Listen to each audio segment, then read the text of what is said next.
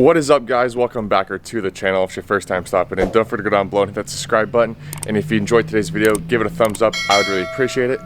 So as you guys saw by the title and the thumbnail, we have exhaust back pressure sensor problem, which I found when I was actually filming another video, and I need to get it taken care of. So the truck, when I bought it, didn't have fender liners in it, and if you can see right under here, you can see all the black soot from the coal. And all right, now that truck's passed. You can see the tube that the sensor connects into right here, and you can see all the soot around it. And this tube right here is actually loose. I don't know if you can tell, but we'll go up here. So here's from the top side, you can see it right here, and you can see how this nut is completely out right there, and that's just completely loose. So I'm gonna go ahead and take it out, and then I'm gonna go ahead and clean the inside of that, clean off all the soot off of the tube there. And you can see at the top here, it's a sensor, and well, it's broken off, which I'll show you here in a minute when we take it off. But sensors get plugged in, correct? And there's nothing plugged into here, so I was doing some looking around, and I can see the tube right here, which one of these is for the EGR, which is obviously deleted on the truck, which is why we have all the soot. And the other one is for the sensor that should be plugged in, but it's not, which actually threw a code. And so that, I think that's part of the problem right there. I actually ordered a new filter for it and everything too, which we're going to do a filter, oil change. We're going to change out all the filters on the whole entire truck in an upcoming video here to get ready for the Idahos show. But I'm going to go ahead and get this tube pulled out. Like I said, we're going to clean it all up, and I'm going to replace the sensor, which these things are not cheap, like 120 bucks. But we're going to get the problem fixed and get everything cleaned up and fixed the way it should be.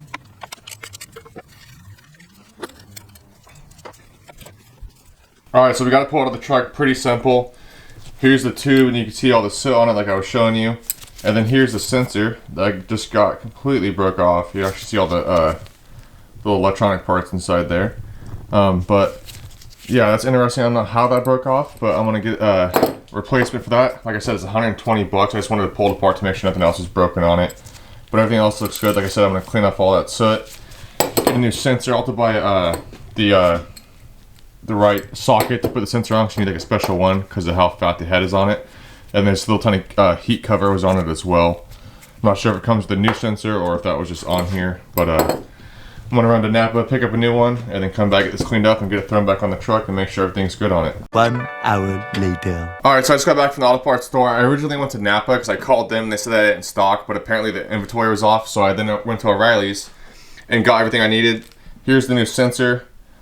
And if I put it up to the old one, you can see that plastic piece just got cleanly broken off. So I'm wondering if someone bumped it, maybe the old owner or someone at the dealership, and then they just tucked the wire or whatever. But either way, we're gonna get it fixed. Here's the part number if anyone needs it. Then I picked up a socket as well because it's got 6 sides, as you can see, and rounded corners. So that way the sensor will work, because a normal socket wouldn't work on it. But either way, I got that, so that way we can get it on there properly. And then underneath the sides here, I thought it was funny. It says, warning, do not use while the engine is running, which I think is funny. They got to put that on there, kind of like they put on Tide Pods not to eat them because of that whole freaking thing. But either way, I got what I needed. Let's get out to the truck and get this installed and get everything fixed up. I'm going to clean this up real quick, like I said, before I get it installed. But either way, let's get it done and get it back on the truck.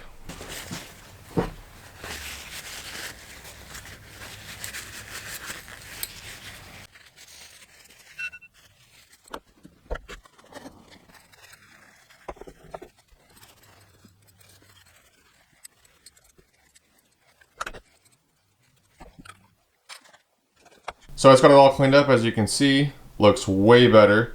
And all I used was some tubbo towels, which I use on all my hand tools before I put them back in my toolbox. But don't use it on your actual toolbox or anything with paint, so it'll take the paint off. I didn't use it, I got warned before.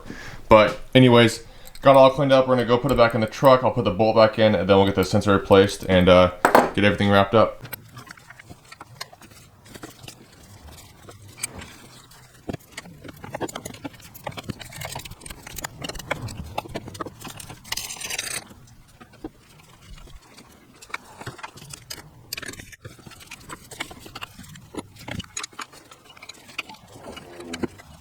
Alright, so it's got the new sensor in, it's all plugged in. I ended up putting that heat shield back on it.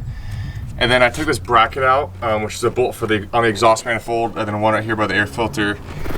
And so that way I could drill a new hole for the line right here, because it was rubbing up against the sensor, which could have been a cause of it breaking off. Not sure, but either way, now it's solid. Same with the sensor, it's solid as well. The cover's obviously a little loose because it's big, but the sensor itself is on a bracket, so it's solid. But either way, everything's good. I got a lot of this set cleaned up too as well. So I'm gonna close the hood up, clean everything up, and take it out for a drive, make sure we are all good. And here's a bottom shot. You can see how much better it looks. It's all cleaned up right there. I got a lot of sit off. I do want to do a second gen swap on this down the road. So that'll bring the turbo up to here instead of the turbo being down there. But that'll end up being after Idaho because we already have a lot of stuff to do for the show, and also maintenance stuff just to make sure the truck doesn't have any problems on the way. I ended up catching this while I was doing another video, which I'm happy I caught it and also got it fixed. But let's go on a test drive and make sure everything's good on it. So I forgot to film an outro. It is currently 4:13 on Friday the 24th, the day you guys are seeing this. The truck is currently tore apart because I'm getting ready for the truck show, and I'm not going to go out there and start it right now, and I can't drive it. So you'll take my word for it. The problem's fixed, no more leak, and that code is now gone, so we are all good.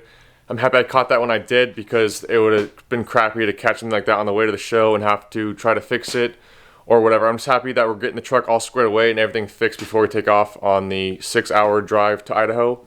But I hope you guys enjoyed today's video. If you did, give it a thumbs up. If you're new here, go down below, hit the subscribe button. Tons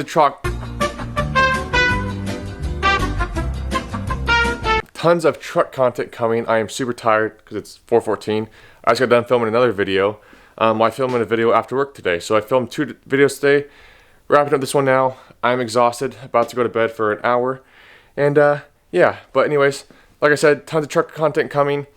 So much stuff going on with Fortune, it's insane. I hope you guys enjoying the videos. We'll see you next time. It is currently 4:15 on February